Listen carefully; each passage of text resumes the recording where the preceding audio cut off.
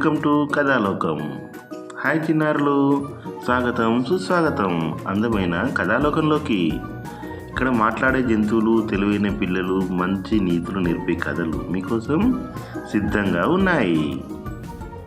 సరే పిల్లలు, ఇంకెందుకు ఆలస్యం, ఈరోజు కథలోకి వెళ్ళిపోదామా? మరి కథలోకి వెళ్లే ముందు లైక్, షేర్ అండ్ సబ్స్క్రైబ్.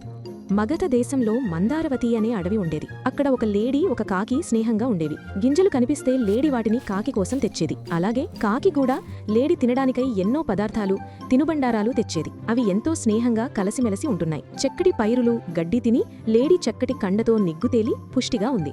ఒకనాడు అడవిలో అది మేత మేస్తుండగా నక్క చూసింది. ఆ లేడీ మాంసం తినాలని ఆరాటపడింది. అందుకై ఒక పథకం వేసింది. ఆ ప్రకారం అది అక్కడకు వెళ్ళింది. నక్కను చూసి లేడీ ఎన్నో ప్రశ్నలు వేసింది. నువ్వు ఎవరవు? ఎక్కడి నుంచి వచ్చావు?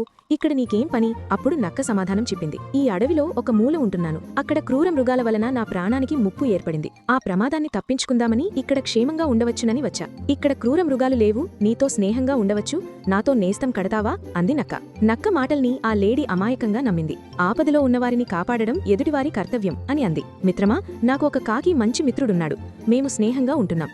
నువ్వు మాతో కలిసి ఉండవచ్చు, రా మా ప్రాంతానికి వెళదాం అంది లేడీ. లేడీ మాటలకు నక్క ఎంతగానో ఆనందించింది. అవి రెండూ కలిసి కాకి దగ్గరకు వెళ్లాయి. నక్కను కొత్త స్నేహితుడిగా కాకికి లేడీ పరిచయం చేసింది. అయితే కాకి ఈ మైత్రికి నేను సిద్ధంగా లేను. స్నేహితుడా, నక్క క్రూరమృగాల కోవకు చెందినది, పైగా జిత్తులమారి. అంచేత దీనితో స్నేహం మనకు క్షేమం కాదు. ప్రియనేస్తమా, మనిద్దరం వేరువేరు జాతులవారమే అయినా కలిసి స్నేహంగా ఉండట్లేదా? జాతి కాదు, జంతువు స్వభావం ముఖ్యం అంది. స్నేహితుడి మాట కాదనలేక కాకి అంగీకరించింది. అయినా నక్క జిత్తులమారితనం మీద దాని అనుమానాలు దానికున్నాయి. కాని పాత మిత్రుడికి చెప్పలేదు. నాటినుంచి అవి స్నేహంగా ఉండసాగాయి. నక్క మాత్రం లేడీని చంపి తినేసి పబ్బం గడుపుకునే సమయం కోసం గుట్టుగా వేచి ఉంది. దానికి ఆ లేడీ బలిసిన మాంసం ఇష్టం. అందుకు ఒక పథకం వేసింది. ఆ ప్రకారం ఒకనాడు నక్క లేడీ దగ్గరగా వెళ్ళింది. నక్క ఇలా అంది. ప్రియమిత్రమా, ఇక్కడకు దగ్గర్లో చక్కటి పచ్చిక చేనుంది. లేడీ వెంటనే అంగీకరించింది. మరుసటి రోజు నక్క, లేడీ కలిసి ఆ పచ్చిక చేను దగ్గరకు వెళ్లాయి.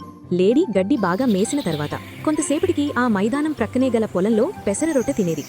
త్వరలోనే అక్కడి ఆ చేను రైతు ఈ సంగతి పసికట్టాడు. ఒక రోజున అలవాటు ప్రకారం లేడీ చేన్లోకి వచ్చి రొట్టె తినే ప్రయత్నం చేయబోయింది. అయితే ఆ చేను రైతు అంతకుముందే రహస్యంగా పన్నిన వలలో చిక్కింది. వల నుంచి తప్పించుకోవాలని ఎంతో ప్రయత్నించింది. కాని నక్క ఆదుకోలేదు. ఈరోజు నేను నిన్ను కాపాడను, నిన్ను తింటాను. లేడీ చాలా యాతన పడుతున్నా నక్క కదల్లేదు. తన స్నేహితుడు తిరిగి రాలేదని అక్కడ కాకి ఆలోచనలో పడింది. తన స్నేహితుడు లేడీకి ఏదో ప్రమాదం జరిగి ఉంటుందని అది పసికట్టింది. నక్క దాన్ని చంపి తినేసిందేమోనని కూడా అనుమానించింది. అందుకే లేడీని అన్వేషిస్తూ బయలుదేరింది.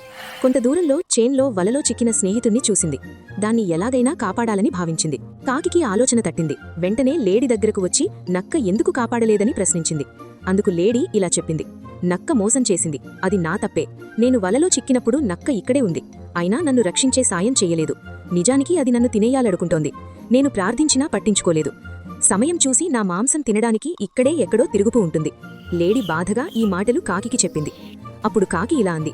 ఇప్పటికైనా నువ్వు నక్క కుటిల స్వభావాన్ని గుర్తించావు, సంతోషం. భయపడకు, నేను నిన్ను కాపాడుతాను.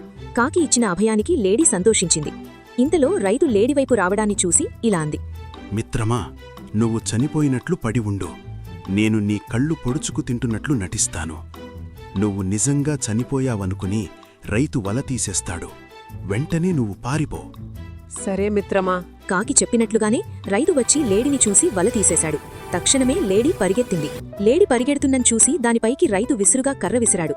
కాని అది అక్కడే నక్కి ఉన్న నక్కకు తగిలి అది మరణించింది. చివరకు కాకి అక్కడి నుండి ఎగిరిపోయి తన స్నేహితుణ్ణి కలుసుకుంది. కాకి చేసిన సహాయానికి లేడీ ఆనందించి దాన్ని అభినందించింది. తర్వాత నుంచి కాకి, లేడీ ప్రాణమిత్రులుగా ఉండసాగారు. ఈ కథలోని నీతి ఏమిటంటే, పరులకి అపకారం తలపెడితే అది నీకే అపకారం.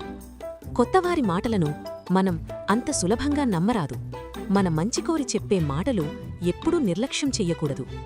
సరే పిల్లలు, ఈరోజు కదా మీకు చాలా బాగా నచ్చింది కదూ? ఇలాంటి ఎందో కథలు, వింతలు, విశేషాలు మీకోసం మన కథాలోకంలో సిద్ధంగా ఉన్నాయి. ఇలాంటి కథలు మళ్ళీ మళ్ళీ చూడాలనుకుంటే లైక్, షేర్ అండ్ సబ్స్క్రైబ్ మీ మన కథాలోకం. ఓకేనా పిల్లలు? ఇంక సెలవా మరి.